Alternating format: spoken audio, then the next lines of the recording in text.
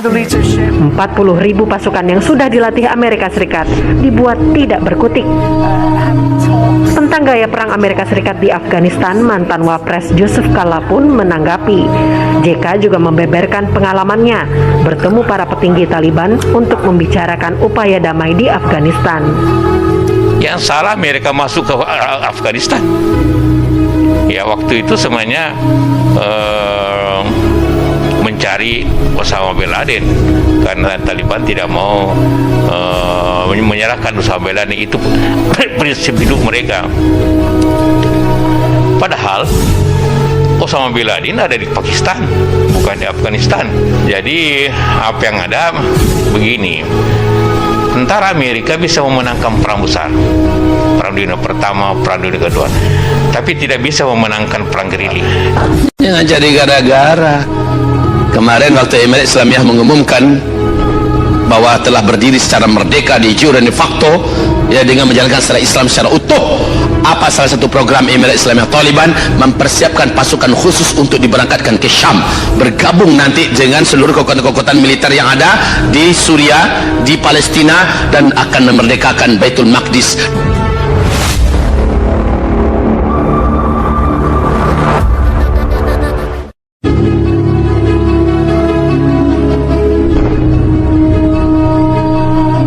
Taliban, antum bangga nggak dengar Taliban ini? Bangga tidak? Tidak ada satupun negara di bumi ini yang berani mengatakan Taliban itu teroris sekarang. Nggak ada lagi yang berani. Kenapa? Bapak yang menuduh teroris itu, yang paling merasa jumawa, sudah keok oleh Emirat Islamiyah Taliban. Keok sejati, Pak. Memang bertarung habis mereka, keok, dikeroyok rame-rame juga kalah semuanya. Dan sekarang mereka mundur. Sekarang Emirat Islamiyah Taliban mempersiapkan pertempuran yang dahsyat. Jangan jadi gara-gara. Kemarin waktu Emirat Islamiyah mengumumkan bahwa telah berdiri secara merdeka di jure dan de facto, ya, dengan menjalankan secara Islam secara utuh. Apa salah satu program Emirat Islamiyah Taliban? Mempersiapkan pasukan khusus untuk diberangkatkan ke Syam, bergabung nanti dengan seluruh kekuatan-kekuatan militer yang ada di Suria, di Palestina, dan akan memerdekakan Baitul Maqdis. Demi Allah, inilah yang akan terjadi nanti. Saya bersumpah dan bersaksi di depan Allah dengan hadis yang sahih ini, Baitul Maqdis tak lama lagi akan Allah merdekakan di tangan orang-orang terbaik di muka bumi ini. Takbir! Lalu apa kata Rasulullah dari hadis Sahih Muslim? Ini kebangkitan yang tak terelakkan, ya. Apa kata Rasulullah sallallahu alaihi wasallam? Umranul Maqdis kharabu Yathrib. Ketika Baitul Maqdis, Rasulullah kepada Ibnu Hawalah, nanti di Palestina, pusatnya di Baitul Maqdis, diumumkan berdirinya khilafah Islamiyah, yang bala tentaranya adalah tentara-tentara Islam yang telah bertempur selama berabad-abad dan mereka tidak pernah terkalahkan. Mereka-merekalah yang akan mengokohkan basis khilafah Islamiyah akhir zaman ini. Umranul Yathrib, Umranu Maqdis. Saat itu Baitul Maqdis lah negeri yang teraman, negeri yang terkokoh, negeri yang terkuat, yang tidak ada orang berani macam-macam di dalamnya. Sementara kondisi saat itu bersamaan terjadi dengan Madinah. Kharabu, kharab itu adalah hancurnya. Setenang apa Madinah sekarang, itu akan chaos nanti. Ini pasti juga agenda akhir zaman yang mutlak akan terjadi. Nah, sekarang sudah kita lihat bagaimana kondisi sekarang di Madinah Al-Munawwarah. Masya Allah, Pak. Bagaimana persiapan-persiapan, Masya Allah. Dan Irak dan India cari gara-gara dia. Alhamdulillah. Saya katakan Alhamdulillah. Berarti ini pintu-pintunya di depan hidung kita, di depan masa kita terjadinya. Kita menyaksikan. Sebaiknya jangan jadi penonton, ya. Persiapkan diri antum. Persiapkan diri antum. Ini akan melebar, Pak, sampai ke Indonesia. Hidungnya pesek-pesek. Dan Allah akan menangkan kamu. Yang terbunuh di antara kamu akan syahid dan masuk surga tanpa hisab. Masya Allah. Jadi persiapkan diri, persiapkan diri. Kita tidak tahu macam mana Allah mengirim kita nanti. Allah Maha Adil, Pak. Di akhir zaman ini Allah bukakan pintu surga tanpa hisab bagi orang-orang yang memburunya, yang mengejarnya. Maka pantaskan diri kita. Wahai para lelaki yang muda-muda, pantaskan diri antum. Ya, kalau antum masih merokok selama ini, katakan ini rokok bisa nggak menghalangi saya untuk menjadi orang yang pantas. Rata-rata orang perokok larinya 300 meter 1 kilo itu insya Allah pingsan. Ustaz, saya kuat Ustaz. Ya baguslah. Saya nggak mau meninggalkan rokok Ustaz, terserah Anda. Yang pasti adalah apakah kira-kira orang yang membakar-bakar duitnya, melakukan hal yang mubazir, kemudian mereka menolong usaha musuh-musuh Allah dengan membeli dagangan-dagangan mereka, orang macam antum itu layak terpilih? Itu aja jadi pertanyaannya. Ustaz, bagaimana untuk kami betul-betul pasti Ustaz agar menjadi salah satu di antara pemenang dan pejuang di akhir zaman? Jawabannya adalah antum pastikan dulu firman Allah surah Al-Maidah jalan di diri antum. Apa firman Allah surah Al-Maidah? Firman Allah dalam surah Al-Maidah, a'udzubillahi minasyaitonirrajim. Bismillahirrahmanirrahim. Alam tara ila alladhina qila lahum kuffu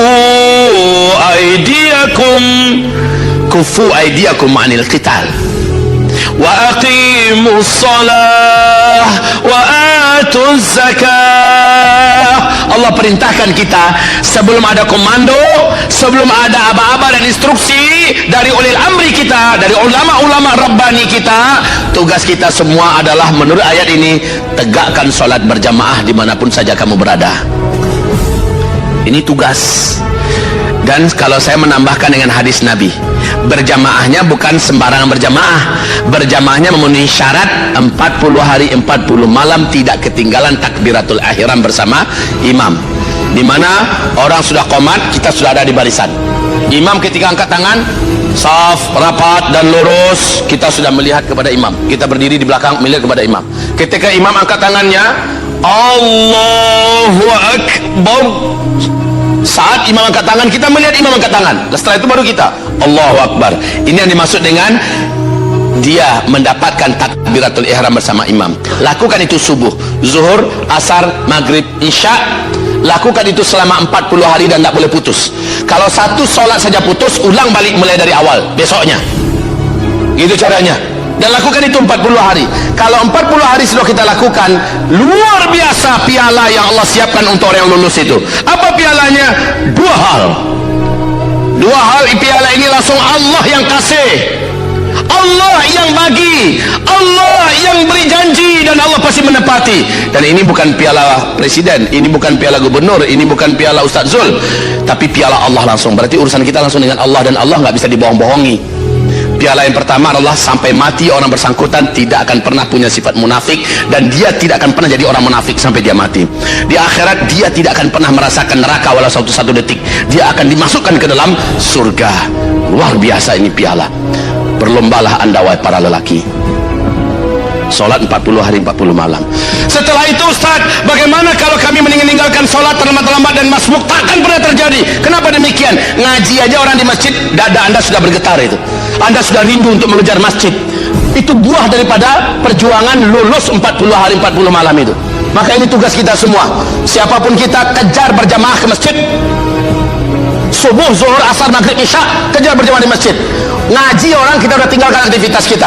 Orang azan, kita udah di masjid, kita sempat tahiyatul masjid, kita sempat salat sunat qabliyah, dan nanti kita bersama dengan imam, lalu kita sempat zikir yang sempurna, lalu berdoa, lalu salat sunat ba'diyah. Lakukan itu selama 40 hari. Bapak dan kita semua akan dipantaskan oleh Allah menjadi pejuang-pejuang yang sukses di akhir zaman ini. Dan nanti setelah itu Bapak akan merasakan ringan untuk tahajud, ringan untuk duha, ringan untuk melaksanakan ibadah-ibadah lainnya. Lalu berikutnya wa'atuz zakah. Orang-orang yang sudah memiliki kapasitas berzakat, keluarkan zakatnya. Yang belum memiliki kapasitas untuk berzakat, keluarkan infak sedekahnya. Jadi di samping sholat, rajinlah bersedekah, kuatlah berinfak untuk agama Allah Subhanahu Wa Taala. Coba lihat sekarang ini, akhir-akhir ini, saya yakin Bapak Ibu merasa heran, kok di mana-mana setiap ada acara keagamaan pasti ada penggalangan dana, ya, betul tidak? Betul tidak? Kadang-kadang orang-orang yang dalam hatinya ada penyakit, jijik dia tuh. Allah, ujung-ujungnya penggalangan dana tuh. Ujung-ujungnya penggalangan dana. Apalagi judul flyernya adalah siapkan infak terbaik. Udahlah, nak saya datang deh.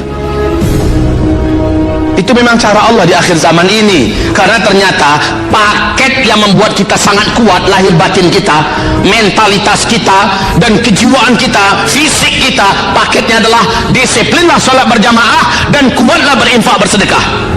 Walaupun kadang-kadang sulit ekonomi kita, walaupun kadang sempit, berapa kita mampu. Setiap ada penggalangan dana, kita harus paling di depan. walaupun kita hanya memberi seberapa kita sanggup. Kalau orang kaya hanya sanggup memberi 10 sak semen, menurut Allah itu sudah pilih, itu sudah bakhil.